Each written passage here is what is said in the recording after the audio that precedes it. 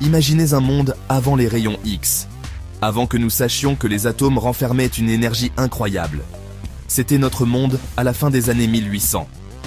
Puis, un scientifique nommé Henri Becquerel est tombé sur quelque chose d'étrange.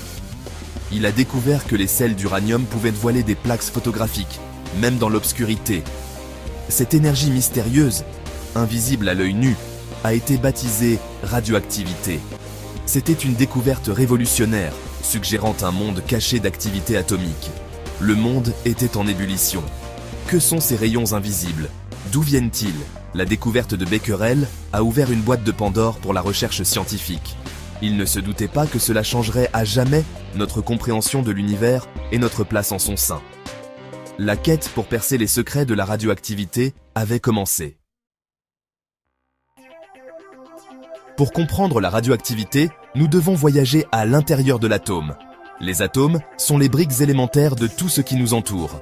Ils ont un noyau central, contenant des protons et des neutrons. Le noyau est entouré d'un nuage d'électrons, des particules beaucoup plus légères. La radioactivité se produit lorsque le noyau d'un atome est instable. Imaginez un grain de maïs, chauffez-le et il éclate en libérant de l'énergie. De même, les atomes instables libèrent de l'énergie sous forme de rayonnement pour devenir plus stables. Ce processus de transformation d'un atome instable et de libération d'énergie est ce que nous appelons la désintégration radioactive.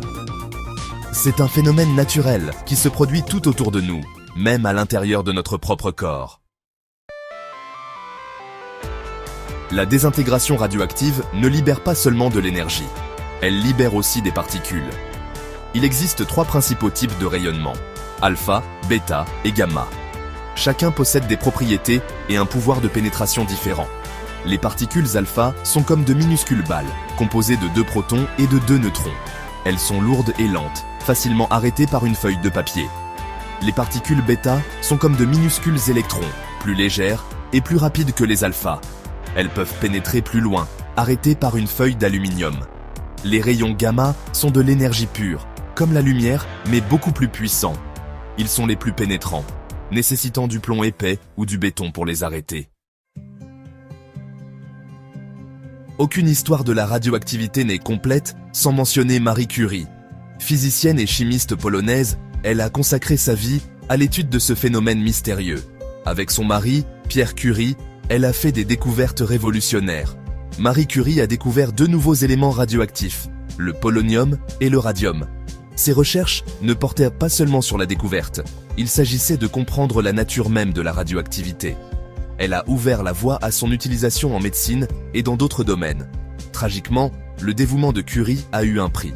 Des années de travail avec des matières radioactives, sans une compréhension complète de leur danger, ont conduit à sa mort par empoisonnement aux radiations. Son héritage, cependant, continue d'inspirer les scientifiques aujourd'hui. Section 5. L'épée à double tranchant de la radioactivité, danger et précaution. La radioactivité, comme beaucoup de forces puissantes, a une double nature. Bien que bénéfique dans des environnements contrôlés, elle présente également des risques. L'exposition à des niveaux élevés de rayonnement peut endommager les cellules vivantes, entraînant des problèmes de santé comme le cancer. Les effets des rayonnements dépendent du type, de l'intensité et de la durée de l'exposition.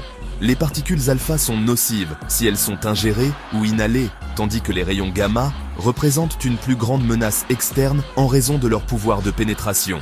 Comprendre ces risques est crucial pour la manipulation et l'élimination sécuritaire des matières radioactives. Tout comme nous portons de la crème solaire pour nous protéger des rayons ultraviolets du soleil, nous devons prendre des précautions contre les rayonnements. Cela comprend la limitation du temps d'exposition, l'utilisation de matériaux de blindage et la manipulation des substances radioactives avec précaution. Section 6. Se protéger, mesures de sécurité dans un monde radioactif. Vivre dans un monde avec la radioactivité peut sembler effrayant, mais nous avons développé des moyens de coexister en toute sécurité. Le blindage est notre première ligne de défense. Tout comme un rideau épais bloque la lumière du soleil, certains matériaux peuvent bloquer ou réduire l'exposition au rayonnement. Le plomb, le béton et même l'eau sont des boucliers efficaces contre différents types de rayonnement. Plus le matériau est dense, mieux il bloque les rayonnements. C'est pourquoi les techniciens en radiologie portent des tabliers de plomb et les réacteurs nucléaires sont enfermés dans d'épaisses structures en béton. Au-delà du blindage, nous avons également des protocoles de sécurité. Les travailleurs qui manipulent des matières radioactives portent des équipements de protection et utilisent des outils spécialisés pour minimiser le contact direct. Une surveillance régulière et des procédures d'élimination strictes minimisent davantage les risques. Section 7. Le toucher guérisseur de la radioactivité. Merveille médicale. Bien que les rayonnements non contrôlés puissent être nocifs, nous avons exploité leur pouvoir pour le bien de la médecine. Les isotopes radioactifs, des versions d'éléments avec des noyaux instables, sont utilisés pour le diagnostic et le traitement de diverses maladies. En imagerie diagnostique, de faibles doses sûres de traceurs radioactifs permettent aux médecins de voir à l'intérieur du corps sans chirurgie. Ces traceurs sont absorbés par des organes spécifiques, révélant leur fonction et toute anomalie. Les TUB scans, par exemple, utilisent des isotopes radioactifs pour détecter le cancer et surveiller sa progression. La radiothérapie utilise des faisceaux ciblés de rayonnement pour tuer les cellules cancéreuses. Cet outil puissant aide à combattre le cancer tout en minimisant les dommages aux tissus sains environnants. L'iode radioactif est également utilisé pour traiter les affections de la thyroïde. Section 9. Conclusion. La radioactivité. Une force à respecter, un outil à utiliser. La radioactivité, autrefois une force mystérieuse, est maintenant un phénomène bien compris avec des implications profondes. Elle nous rappelle l'incroyable puissance cachée au sein des atomes.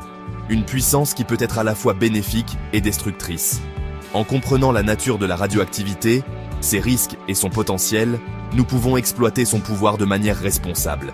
Des percées médicales aux solutions énergétiques plus propres, la radioactivité joue un rôle crucial dans la construction de notre présent et de notre avenir.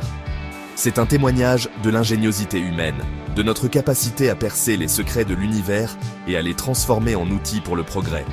Cependant, l'histoire de la radioactivité sert également de récit édifiant. Le destin tragique de Marie Curie nous rappelle que même lorsque nous explorons les frontières de la science, nous devons le faire avec prudence, respect et engagement envers la sécurité. Ce n'est qu'ainsi que nous pourrons véritablement libérer le potentiel de cette force remarquable pour le bien de l'humanité.